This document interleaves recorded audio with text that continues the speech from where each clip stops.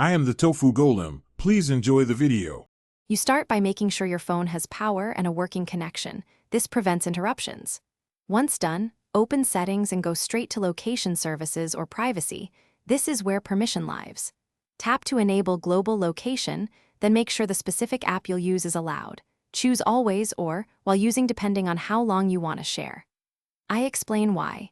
Without app permission, your map or messaging app cannot generate a live coordinate, so this step is essential.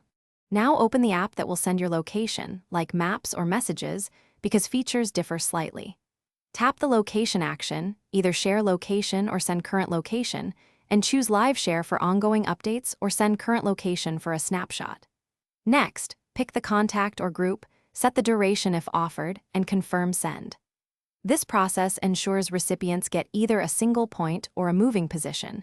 Choose depending on privacy and purpose. Finish by confirming the recipient sees your PIN or live dot. Ask them to report whether it's updating. If location is off or drifting, toggle location off and back on, check GPS accuracy settings, enable high accuracy mode if available, or restart your device to reset sensors. If sharing still fails, send decimal coordinates or a screenshot as a fallback. This prevents miscommunication and gives a manual way to reach you when automated sharing encounters issues.